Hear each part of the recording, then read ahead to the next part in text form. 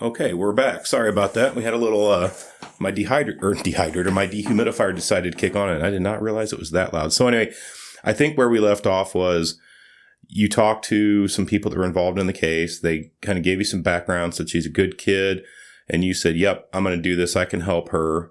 And then I think where we left off, you were talking about how it wasn't an emergency. Right. It wasn't an emergency placement. So I ended up calling them back. I knew that they were closed. I left a message saying, call me tomorrow. I think I'm going to take her. So they did. And we kind of talked about, what little we can talk about. Right. So I said, well, I'm having surgery Monday. So how about Tuesday? Tuesday would be the best. So they actually gave her my phone number and she called and left a message. And so we talked for a few minutes on the phone. Even though she was almost 17, by then she sounded probably, in all honesty, she probably sounded more like 10 or 12 to me. But we talked a little bit on the phone. She was really nice, bubbly personality, just sounded happy for the most part. And then we texted a little bit over that weekend. She would text and say, "How are you?" And I would say, "What kind of food do you like?" or whatever, just so I could get a little bit prepared for her coming. And then Tuesday, it's kind of standard protocol when they take a child technically into protective custody. They have to take them to the hospital just to get them checked out before they release them to the foster parent. So we met at Pekin Hospital technically for the first time. So I just want to reframe real quick. So DCFS said, "You know what? We don't want you staying in the house with two men." And not that they did anything wrong. They were great people and they were taking very good care of you. They just didn't feel that was the ideal situation. So they wanted to place you somewhere that was with somebody that had, daughters or a mother or whatever the case may be, females. Yeah, just a safer, potentially safer. What they would call a safer environment. Yeah. And so you get her number. Did you hesitate at all to call, or did you have to think about it for a minute? Or what was your thought when they said, "Hey, we think we have somebody, here's her phone number, give her a call and see what you think"? Well, the girl that gave me the phone number was like, call her at between 3 and 4 in the afternoon. So I did. I mean, I was a little nervous to call, but I did it anyway. Did you think it was just, "Oh, well, I better make the call. This is kind of what's going to be best for me as we go forward," or? Yeah. Okay. So you knew, you're like, well, this is going to help me, so I'm going to call. Yeah. And did they give you any information about Nikki when they gave you the phone number? Like she's 40-year-old female. She's single. She works full time. She's got, a good house or all that. Did they give you any details about who she was before they had you call her? No. They just told me her name, and that was about it. They didn't really give me any details about her. I would imagine the person that gave her my number really didn't know a whole lot of details about me, because honestly, even back then, I was still new to foster care. I'd only had one child before her. Yeah, because you'd finished the classes not very long before. About a year. Yeah, I mean, it wasn't a long time, right? Yeah, a year and a half before her. Yeah, you hadn't been in this for a very long time. Right. Wow. So here, call this person. This is a potential place we're going to put you. Now, do they have you do that just so you guys can kind of start getting acquainted before they do the placement? Is that the purpose of that? Yeah, it was a good opportunity to. Okay. So, I mean, with her being a teen, she has a little bit of say in where she goes, but they kind of have to present, even though they knew she didn't want to leave that house, they kind of had to present it like, are you willing to go, we can't leave you in this kind of environment. Are you willing to go into a foster home with a family and kind of almost make it seem like it's their choice? I mean, which some of it is, but, they have to present different ideas to her, and she was willing, so it just it was easy. And did you find it easy to talk to Nikki when you guys were talking the first time you spoke, or as you guys continued to talk, did you feel easy talking with her? Yeah, a little bit. Because I know, like in some conversations you have with people, it's almost like it's very difficult to have that conversation, and so that's kind of what I was wondering, if you felt just as you talked to her more, you kind of got more comfortable and you felt, like you were going to be safe with her. Yeah. Do you remember what you told her to buy for food when she asked? She didn't really give me a whole lot of. I'm not really picky on food, so I just told her anything. Oh God! I think she told me. I think she said something about she liked Hawaiian pizza, and I'm like, oh God, I don't. One thing. How about pepperoni and sausage? What do you think of that? But no, she's really easy as far as that goes. That kind of stuff goes. So. And so then, you guys met at the hospital for the first time, and was that a little bit awkward for either one of you when you guys did that? I think it's awkward a little bit in the beginning. Yeah. Myself, but. So I'm sure, you're meeting at the hospital. I'm sure, Heather, you were probably super nervous, right? Yeah. Like, considering the environment, we're in the hospital, I'm getting, this physical done or whatever, and I'm meeting this person all at the same time. Honestly, like when they gave her the physical, like they were like, do you want her to go in? Or I don't remember how it all occurred, but I ended up going in the room with her. It's not like she had to like get undressed or change or anything, but she was willing to let me go in the room, so that we were both almost just kind of thrown into it, right from the start. And we kept the conversation light, like on the car ride back. But, I just said, you can call me what you want. If Nikki works, it works. If you feel like you need to call me mom in front of certain people, then, you call me whatever you want. Right. And so the first, how long do you think it took before you guys really settled in and got kind of comfortable and into the kind of your routines clicking, you're knowing each other and all that kind of stuff? Like a week or two? Yeah, she was pretty comfortable within the first week or two. Yeah, so it didn't take very long.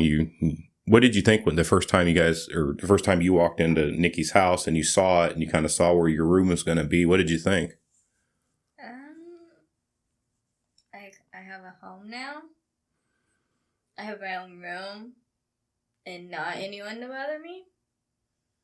I think it took her a while. Honestly, I think it took her a while to feel safe, because she moves in with a girl.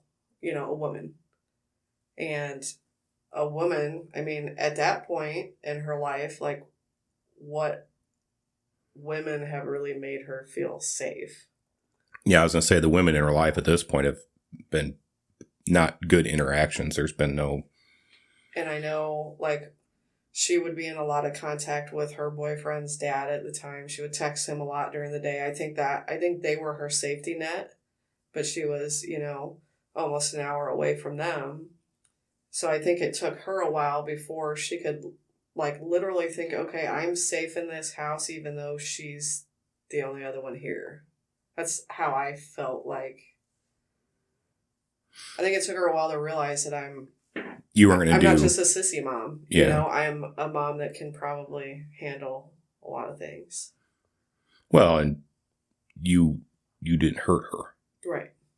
That's the main thing, is you didn't hurt her. Right. Because I'm sure there's probably some fear of the unknown there. You're going into a new house. You got Nikki, you didn't really know her that well. She's tall, probably, can be somewhat intimidating, I think, for somebody that your interaction with women so far has not been positive. So I can see where there'd be a little bit of fear there to say, okay, well, so it took like a week or two. You got comfortable. You realize, hey, she's not going to hurt me. She's going to take good care of me. She's a strong influence. She can handle a lot of things. Got some cool dogs, right? Really cool dogs. Really cool dogs. How long did it take for you to get to know the dogs and get real comfortable with them? It didn't take me that long. 12 seconds. 12 seconds. Probably. Those dogs don't give you more than 12 seconds to... Well, as you can see, mine don't either. Right. My submissive peer. So, now you've been with Nikki for how long now? 2 years. And it looks like to me it's been because Nikki and I are friends on Facebook and I see all the pictures you post and everything you guys are doing. And so it looks like to me it's been a really positive experience for you. You've been able to do why don't you talk a little bit about maybe some of the firsts that you finally been able to have in your life that you never had before? I mean, when my birthday came around, she gave me like the first birthday party I've ever had. Okay. And how old were you turning? 17. Yeah. Yeah, so it wasn't like a milestone birthday, but it's like, you know what, you've had a really crappy year. Let's do something. You haven't really had much of a birthday party or anything before. It's been a bad year. Let's go do something fun. And it doesn't have to be like a huge group of people, but let's go do something fun, at least this year. So we went to Elevate. And so that was your first birthday party ever? It was fun. I don't think having a birthday party is my type of thing. I just like to just be around people I love and yeah. And I don't think a lot of people you learn it when you go through like foster parenting classes, like you still tend to kind of do it sometimes, try to make everything special for the child, but you have to kind of keep in mind that, even though I can incorporate her mom or her grandma or whatever into these birthday parties, it's not always the same for them at Christmas time, at their birthday time. It's not always the same. And maybe for her, since she didn't really celebrate a whole lot of holidays, maybe it's, a little bit easier for her. But there are some kids that just, they don't want to be a part of Christmas. They don't want to have a big birthday party because they miss their family. Every situation's different, Do you have those feelings like around certain holidays where you kind of miss your mom or, anybody? I mean, I guess I don't know how big your whole family is. You got a brother, your mom. I more miss like my grandma and my brother. I don't really miss my mom that too much. We don't have a great relationship. So why do you think your relationship right now is not the greatest? Because she doesn't put any effort in, and I'm the one that always tries. So I just gave up. So you weren't receiving the same kind of attention you were giving, so why do it, right? Yeah. I think for once in her life, she just wanted to feel like she was put first. And I'm not sure that maybe I'm wrong. I don't know. I'm not sure if she feels like she's ever put first. So what other kind of firsts have you experienced with Nikki? I got to watch her skydive. Yeah. We already had the appointment set up. It was like within her first two weeks or so, or week or so of being there. Yeah, I think I remember that. Already had the appointment set up, already had the deposit down. So we took a group of us up, and she got to see me, fall from the sky. And I'm sure that was just awesome, right? And I don't even think she went outside to watch. It was hot outside. I think she took her boyfriend with her. I don't think she really honestly, cared that much. I did watch. I just got super hot, so okay. I watched. She was like, whatever. I mean, once the parachute opens, the thrill's over anyway, right? That depends. Well, yeah, as long as it opens all the way. So you watched her skydive you saw her skydive for your first time watching her do it. What other firsts did you have? Have you gone on vacations? Yeah. I got to go to Ohio and meet some family. And then a month later, we went to California. Got to meet a couple of cousins that live out there and got to go to Alcatraz and Angel Island. And so you've been on a boat? Yep. Got to ride on a boat?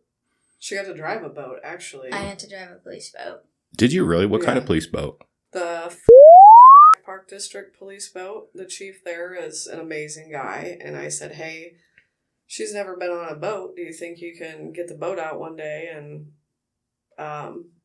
we could take her? And, she was kind of petrified, but ultimately he let her drive the boat in the channel. And I think she went about 1/4 mile an hour, but she was driving. She got to drive it. She was driving the boat, yeah. And then the boats, the bigger boats, to Alcatraz and whatnot, and kayaking, She's never been on a horse, so we went horseback riding. The animal control officer has a horse, and she let us come out there so she could be on a horse. And what else? Sounds like it's a pretty big list of first that's been happening here. I was doing some dog training, so we got her. She trained her first dog, and she got first in her category. Awesome. So just all kinds of things that she didn't really get the opportunity to do before, or just had never really thought about it, or maybe it wasn't her family's thing to do. Yeah. So what are you looking forward to next? Not quite for sure. Maybe like my last soccer season, since I can't play senior year. So we didn't really touch on high school. Like, she came to me. Oh, yeah. Let's back that up a little bit, because you weren't in school when all this was going on. And so she came to me in June, and it's like, okay, school starts in like 2 months. What are we going to do? Like, where are we going to place her? Because she's almost 17 and she hasn't seen school since 6th grade. So, without the caseworker's help, she's got an amazing caseworker. Without her help, we would probably not have even gotten her into high school on my own. Like, they weren't returning calls or anything. So she had to take up placement tests, and was placed. She had to start as a freshman. But, I mean, you can kind of go from there on how your grades and stuff have been. I mean, I get A's and B's. I've gotten a couple of like C's and maybe like an F, but I ended up getting it back up. Yeah, so I think she missed the first semester. I think she missed the honor roll by 1 C+. And Wow. she's been on it ever since. That's incredible. That's a good achievement, Heather. That's really, really good. That's a lot of hard work, especially considering the fact that you hadn't been in school by that time since, like you said, 6th grade. And I'm assuming it's a brand new school. You probably didn't know a lot of people. Nobody. You're in a... Yeah, but she was open for it. She was like, I don't think she wanted to be out of school. She wanted to see friends, and she wanted to meet people, and I don't think she wanted to be out of school at all. It just kind of became a way of life. Like, okay, I'm not going to school, so I'll just sit around and be on my phone all day. But now she's back in school, and she's got that structure, and I think structure is one thing that she, even though it frustrates her at times, like, I think it's something that she has welcomed very well and thrives in that kind of environment a little bit better than just...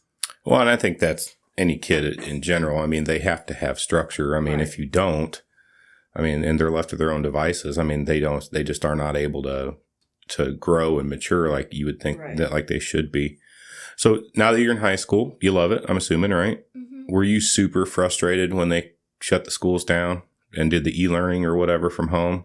I wasn't mad. I was more like, I hated it. Like, because I have ADD, so it was so hard for me to, like, pay attention because the distractions at home. So, like, the dogs or... wait a minute. You're supposed to be getting up at 8:30 in the morning and checking your school. You had, like, all day while I slept with the dogs in my room. No, I meant, like, other days, like, when you were, like... Awake. Oh, yeah, like, when I had On homework Saturday and Sunday? Which was, like, that wasn't Not due school until... days. Still, I still had to do homework over the weekend that was due the next week. I know, Chloe was super frustrated with it. She does not like the e-learning at all. She likes the interaction with the teachers, and she did better with one-on-one instruction, like in-person instruction. I think... She still did good. Yeah, I still got everything in. I still had to be, like, on my teachers about, hey, I turned this in, and it's still, like, saying it's missing, and I already turned it in. Yeah, because I was like, why do you have 9 missing assignments? They're already turned in. They're not graded. Right. Yeah, we had that same issue. Yeah. That's not an uncommon problem. And now we've got the hybrid learning this year, and now they pushed the start back to the end of August because of the flooding at the school. And, man, it's just been I want to call a do-over on 2020. So I guess I'm going to ask a couple questions on your behalf, maybe. Sure, go ahead. How's it felt, honestly, to be, like, how did it feel for you when your grandma said, "I'm giving you back to your mom"? I mean, I kind of felt sad, but then I was like happy because I was gonna be with my mom, and maybe I would have someone that wouldn't like abuse me or hit me or something, or just hit me out of spite. And then, how did you feel? How did you feel when you were at his house? Like, what did you do to like? How was your general mood? Like, how did you feel being at his house, like going through all that? Honestly, depressed. Like, there was so many times that I made out a suicide note to my mom because I was like so like done with it. Like, I was on planning to commit suicide. So did you, like, how did you, but overall, like, how did you handle it? What did you do to just deal with things otherwise? I just stayed in my room. So your coping mechanism was just to stay in your room and probably sounds like stay on your phone. Or watch TV. I had a TV in my room. Wow. You know, we didn't talk about either the trial and then Oh, yeah. and the results of that. The trial started, he wanted a speedy trial because I think he felt like he was going to be, found innocent. There was a lot of, You can sneeze. You don't have to hold it in. It's fine. there's a lot of playing sick on his part, faking illnesses and things. I think the jail was frustrated. I think the judge was frustrated, but he wanted a speedy trial because he wanted to get out and go back to living in his house and paying his mortgage and everything else. So I think the trial was already set for, I think it got postponed once or twice, but I think we had it in, September maybe? Yes. In September of 2018. Okay.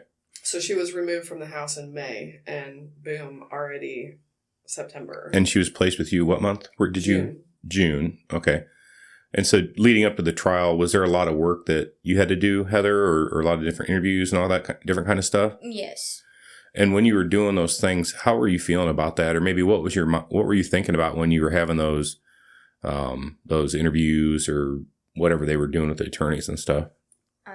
Just like, okay, I gotta keep it like this and keep it straightforward and try to understand what they say half the time.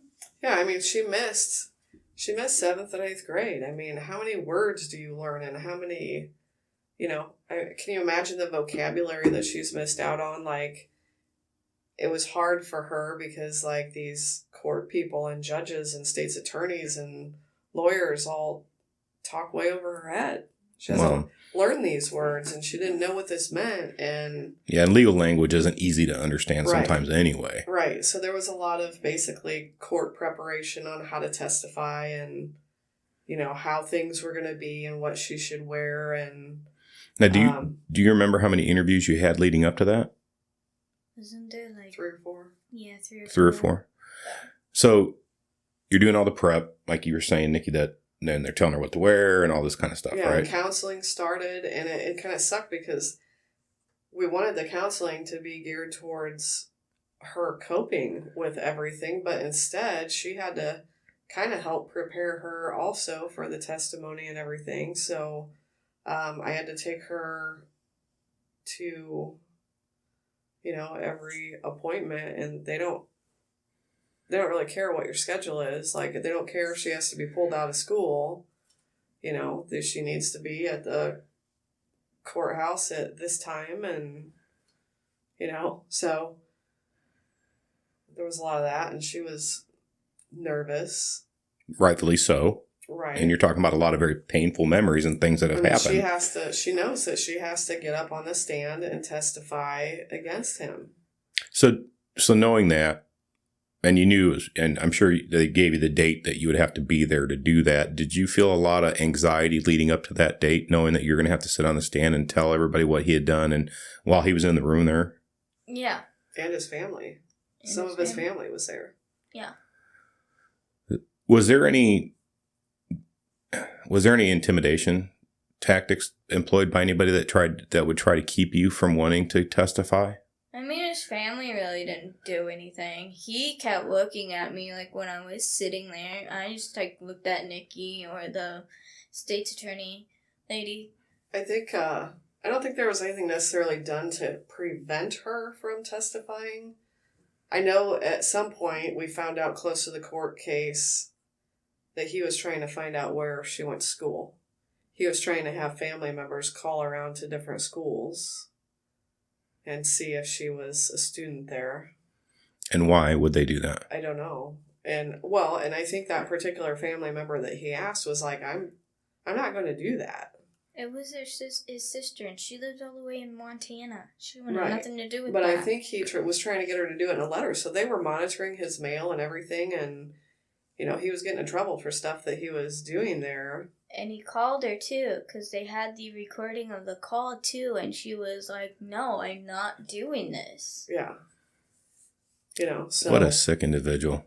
And then he called the sex offender that was with my mom, because he was getting on the stand for him, and told him because he got in trouble for that too, because he was threatening the people that were going to get on the stand for him, trying to lead them to testify a certain way or whatever.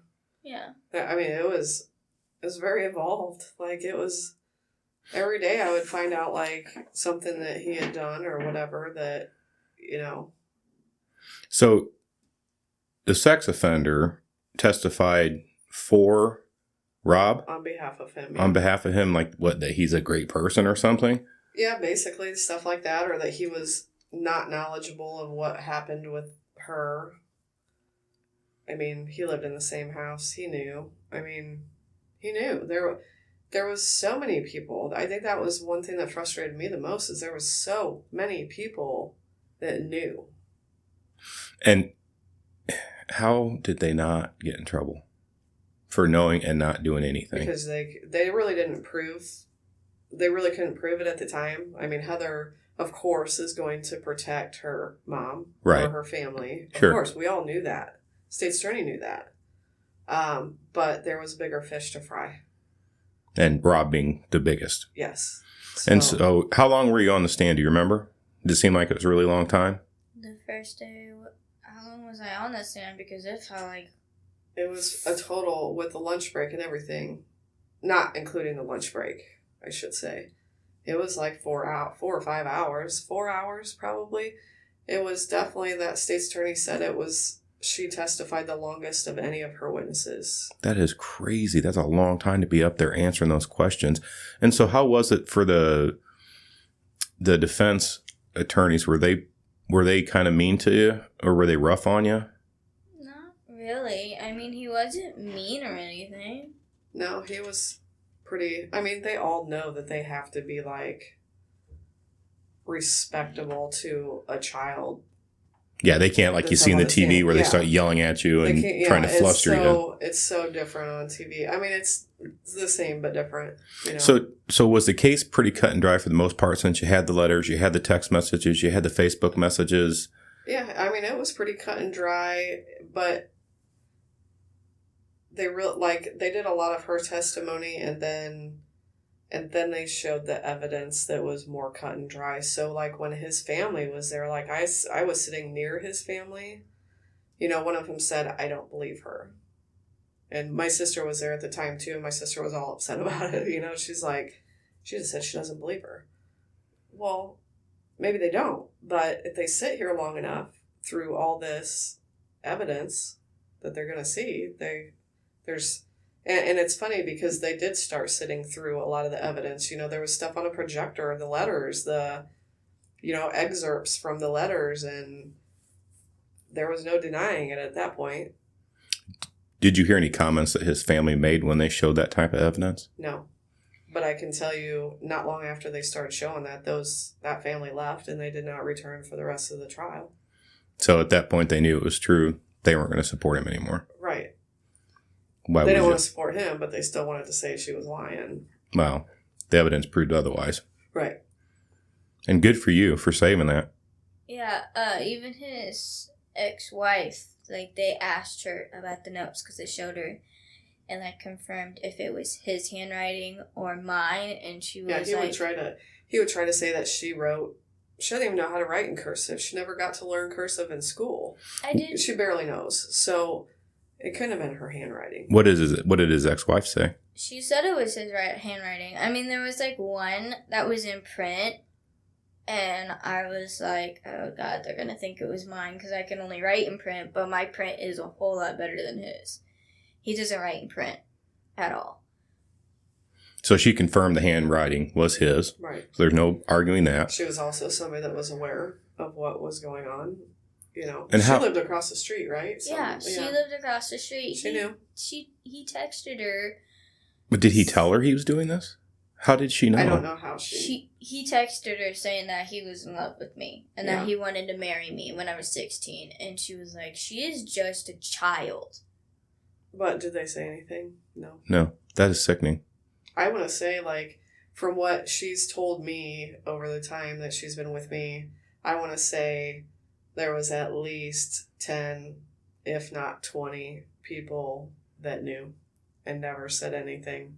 And that's been the most frustrating thing for me is like, I know Heather loves these people. She's got a relationship with these people, but it's hard for me in my line of work, especially. It's hard for me to like, how can you defend these people that did nothing? Like, but I have to be supportive of her. I mean, I know she still loves the people. Sure. Because that is the way it works. That's the way it works. Even if the flip side is if they did say something, right? And what if and on the flip side of that it wasn't true, they're going to be excised from the whole family, right?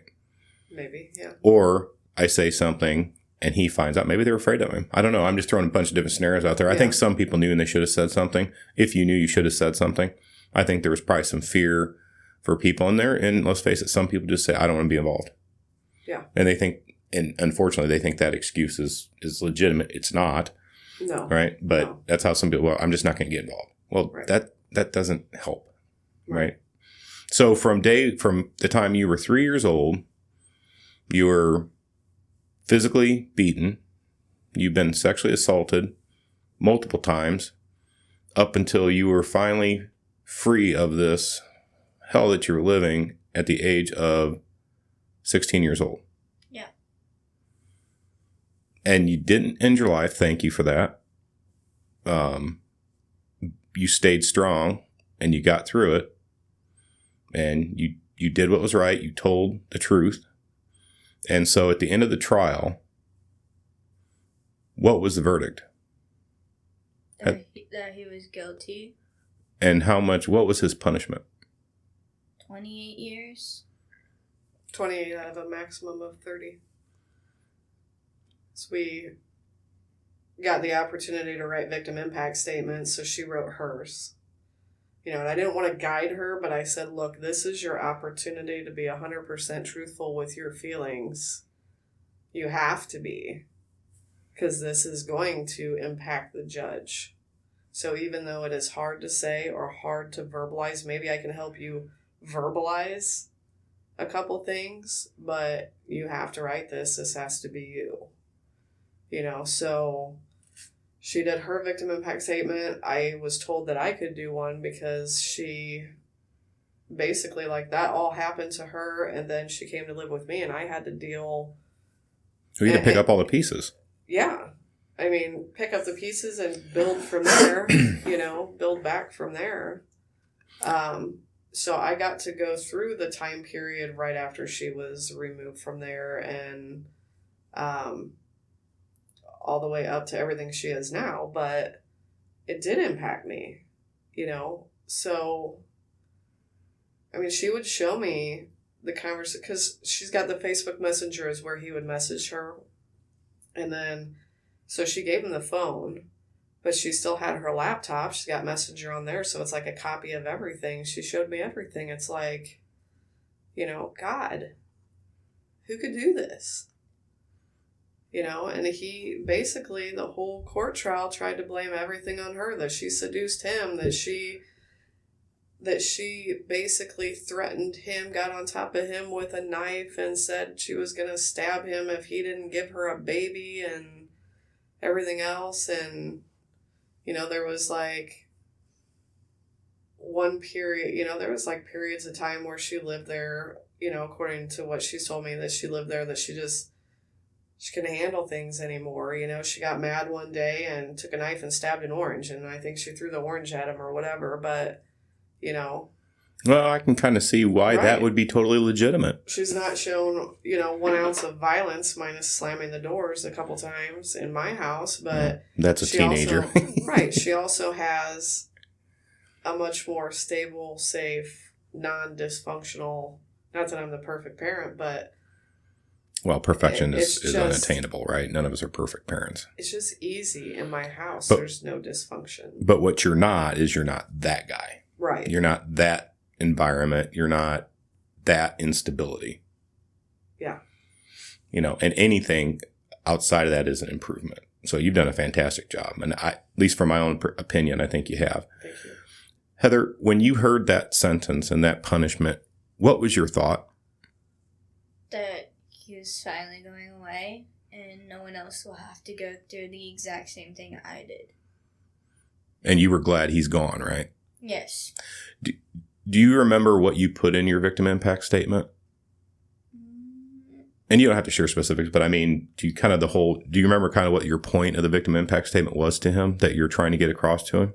Like that I wanted him to go away so he could never hurt another person like he hurt me.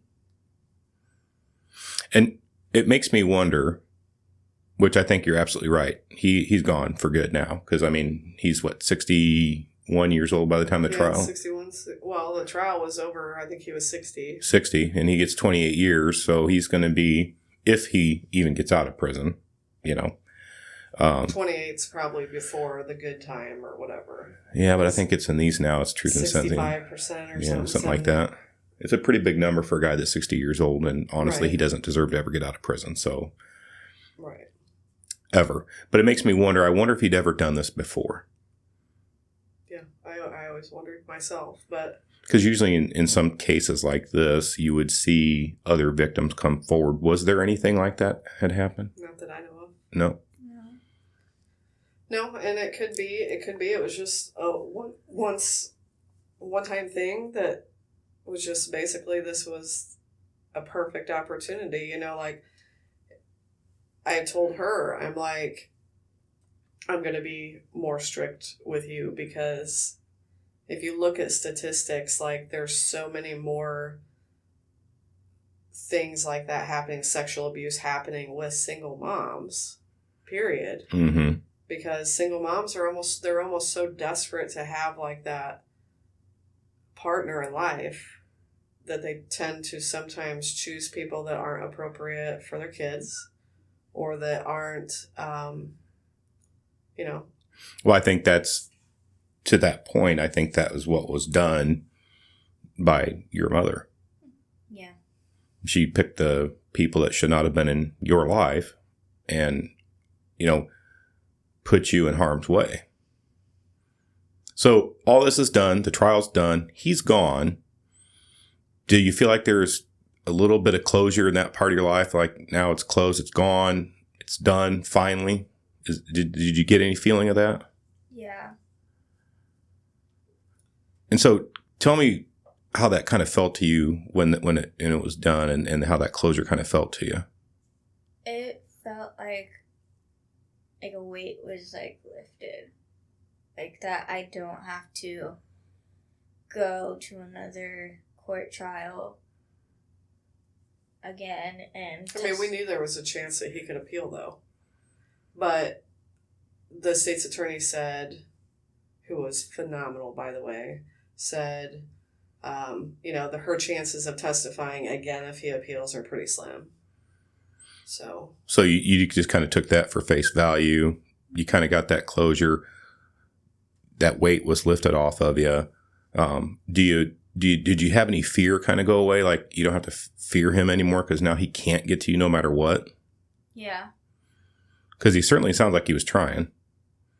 yeah, I mean, in some way, probably to try to intimidate her. And like I said, he did that the entire trial.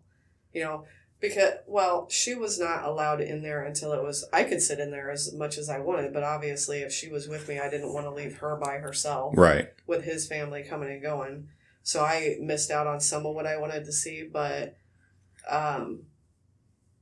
once she testified and all the other witnesses testified, like during the sentencing and the verdict, especially, she wanted to sit there. And, the state's attorney's like, are you sure? But at that point, she's 17. I mean, I'm not going to be like, no, you're not going to go in. You're old enough to make that decision legally. Right. So she wanted to be there for the verdict, and, all the time he kept turning around to look at her. It got to the point where I took the victim impact statements that were in my hand because I read them on behalf of both of us. I would just take those papers and just cover her face with them, so she didn't even have to just see all the times that he turned around and made a face at her or mouthed something to her. He would just occasionally blurt stuff out from his point of view that she's lying or whatever, but...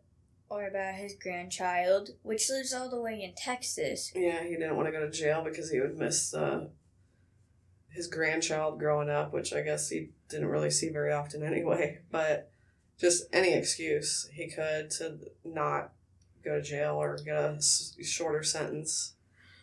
And the judge was not, he was seeing through the entire act he was doing the whole time. I mean, because obviously he was in the jail, and the jail records all the phone calls, and they take all, they copy all the letters or whatever and read them before they go anywhere. And, the judge was getting made aware of all that stuff. So, it was funny because, like, one time when he came back in the courtroom, like, I think the jury was out for recess or something, and when he came back into the courtroom, he was being wheeled in a wheelchair. Like, he was literally trying to make himself look like he was just this feeble old man that she's 4'8 3/4. That she physically... You're 4'8 3/4?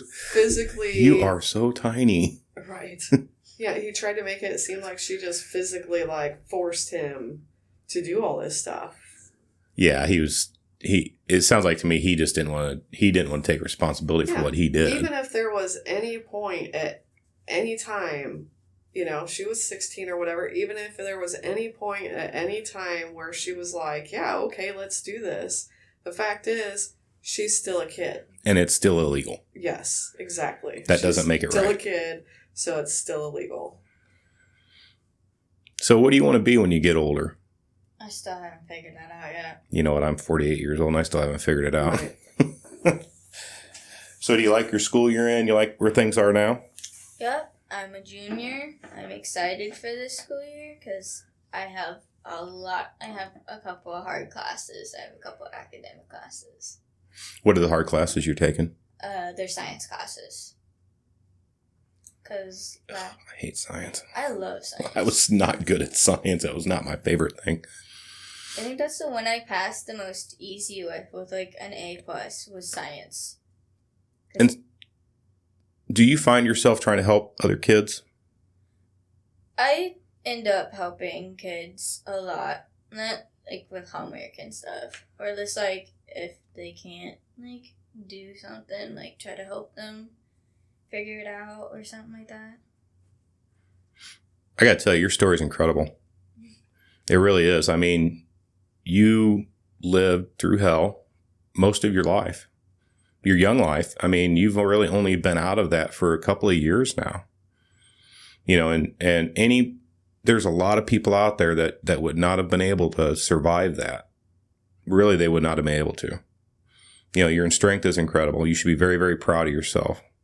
You really should be. And to be able to sit there and tell the judge and I'm assuming it was a trial by bench trial. It was jury trial. And you had to, tell your story in front of all those people and relive all that.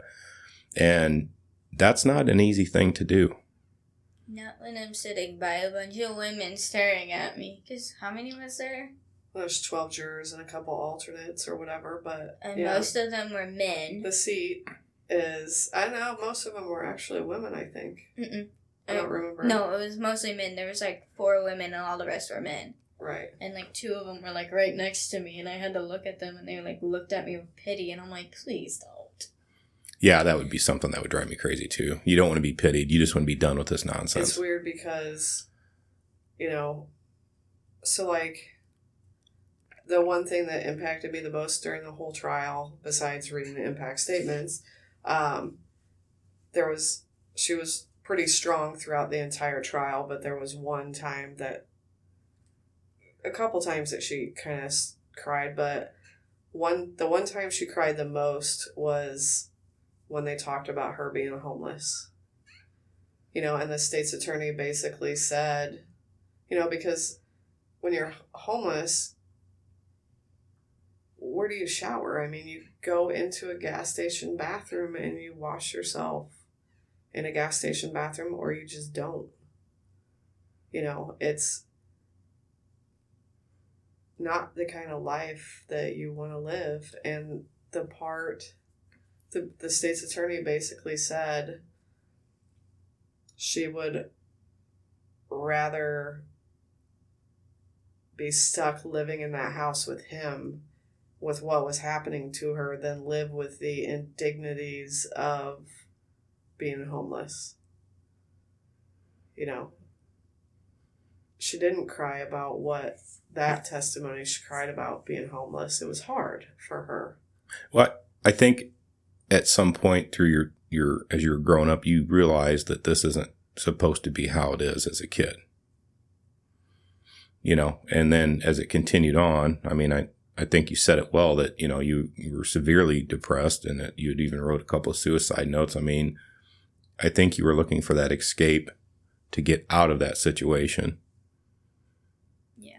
And I mean, why wouldn't you want to get out of that situation? Honestly, though, like throughout your childhood, were you looking for an escape, or had it just become you thinking, this is just how life is. This is how I've accepted things. Like, when did you really start thinking, this is not the way things are supposed to be? Probably about the time that I turned 16.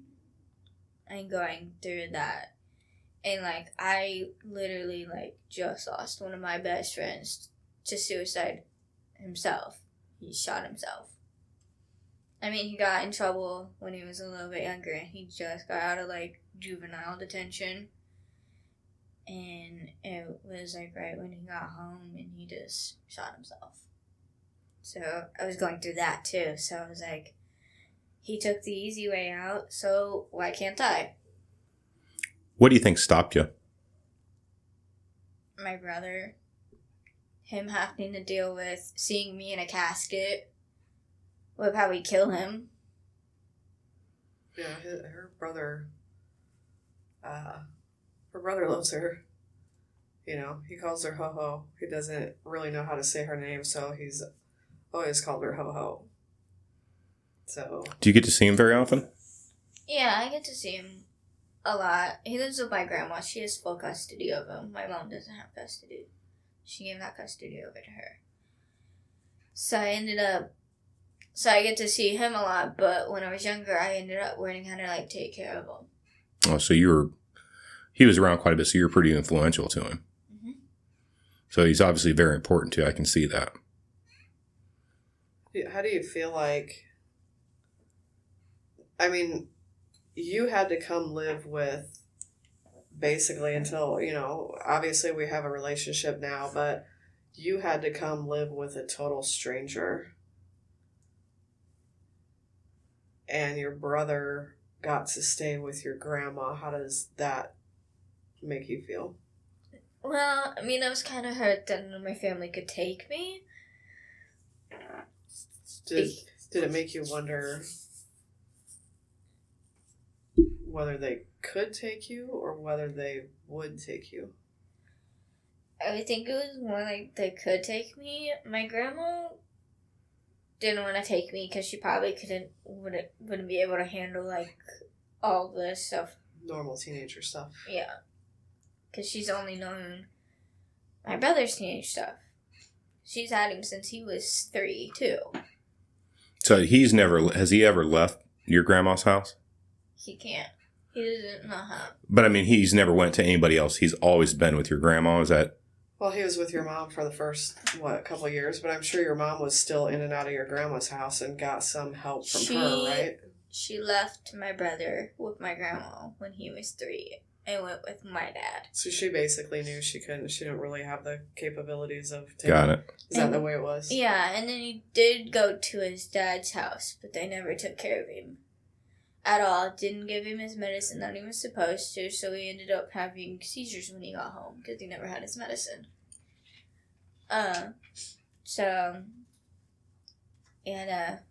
Grandma had to deal with that, and she finally got the custody. She was like, "I'm freaking done with you people. You're not seeing him ever again." And like, he gets money from his dad's stuff. His dad, Social Security, I think. Okay. yeah, because he played like the game stuff for like Paradise. And or her whatever. grandma does really good about saving that money and taking care of him and everything. And it's not to say that everything that's happened in that family is not to say that she doesn't still have a good relationship with her grandma. She still loves her grandma. There was happy things that happened there. You know, But there are some obviously some Yeah, things that yeah. weren't so great either, right? Right. Yeah.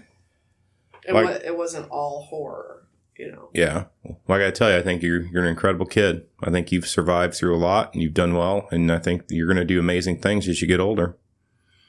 I think this is a good place for us to call us a stopping point. Okay. Plus, I got a meeting coming up in 10 minutes. So, Right. but hey, I want to tell you, thank you for sharing your story. I mean, that really is a story of strength. You know, you've showed incredible strength, incredible fortitude, and a lot of people don't have that in them, and you do. So, you know, you should be proud of yourself. Great job. Good job. All right. So, you guys got any parting comments before we sign off? I don't think so. Little disclaimer. Yes, she still is in foster care with me. She, due to her age, is allowed to tell her story from her point of view. So, Yeah, and I think we did pretty good on right, keeping other yeah, stuff. Yeah. She's almost 19, so you're free to tell your own story. So, just want to put that out there for anybody that's concerned that Yeah, this was your choice. confidentiality. There was nothing here that was forced at all. It was, you wanted to talk about it, and I'm more than willing to share it. Yeah. So, all right. Well, Thank you yeah. very much. Thank you guys for coming in. I know that was probably not easy, but, you know, I do appreciate it. So, until next time, everybody, peace. Peace. Bye.